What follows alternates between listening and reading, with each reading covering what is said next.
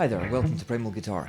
Today we'd just like to talk about a couple of the tricky phrasing parts in this rather kind of tricky solo, to be honest.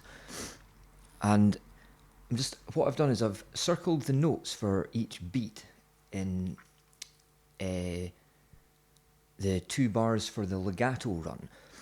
And I just want to kind of explain a little bit about how I went about it, because it's one thing seeing the notes on the book, on the tablature and the notation, but it's a whole other thing putting that down to music at tempo and to a beat.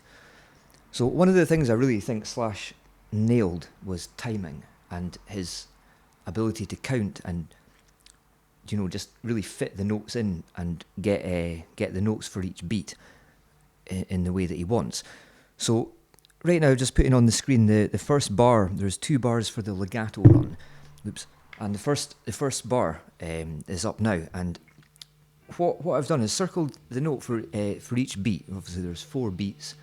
And if you look at the music, the notation, and how it relates to the tablature. So what I did really for coming up, for doing the lick, that one. If you look at the first note I've circled, which is a G sharp, we're playing an A major, so that's C sharp, F sharp, and G sharp, 3 sharps.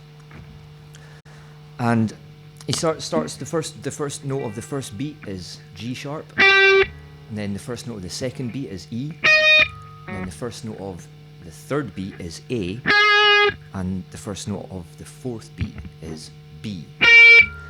So what I did was really trying to obviously slow it down, but tap your foot, and try and fit these notes in for each beat. So you're going,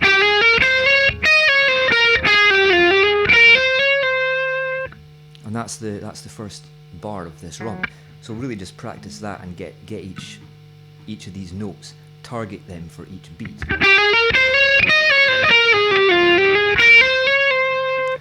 Now the second bar of this run, that's the last note of the last bar of the last beat of the first bar, sorry. Then it goes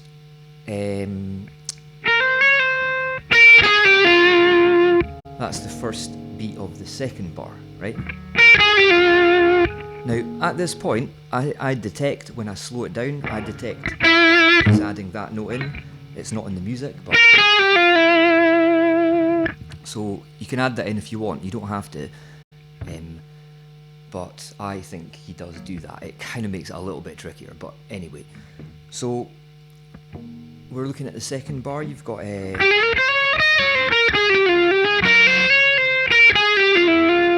then that note is the first note of the second beat of the second bar, and then you're going. That's the second beat. And then, where am I? Just give me a wee second. Then the first note of the third beat of the second bar is C sharp. And you're going for this third beat, you're going. That's tricky, doing it at speed. So I'd suggest if you want to learn this, try and practice that.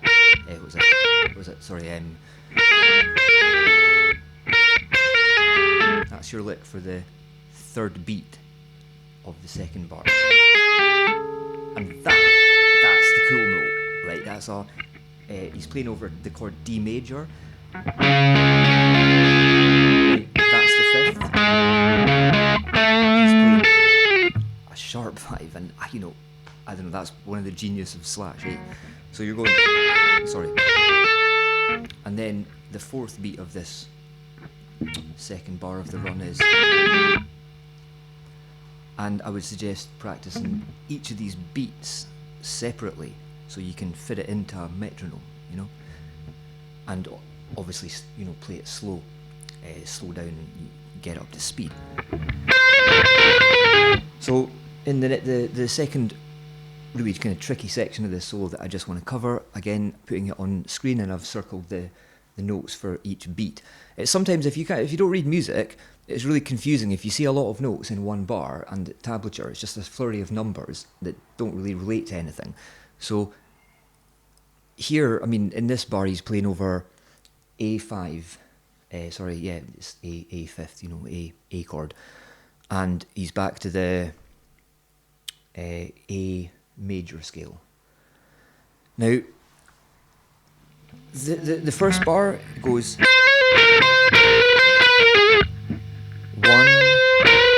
1, 2, 3. It's really tricky. That's like 1.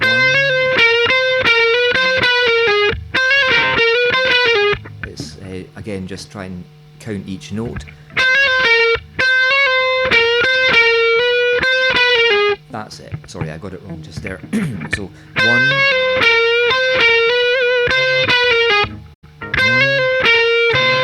3. Kind of goes over the beat. You can see that in the music, the way I've circled the notes. You can see how the pull off for between beat 2 and 3 is it's a hammer on. So he's kind of hammering on the C on the G string, 17th fret. He's hammering that on the beat, like. So the fret 16, the note before that is on the and, 2 and, or 2 and a. Hopefully this is making sense.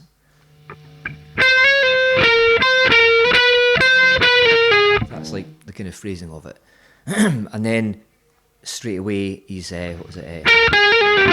Sorry, that's beat 1 of. Sorry, that's the first 2 beats. 1, 2. Sorry, 1, 2,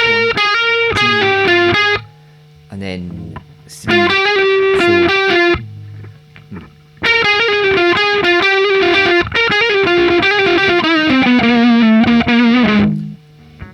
So hopefully seeing these dots circled with red circles that emphasising which beat each phrase is lying on helps you.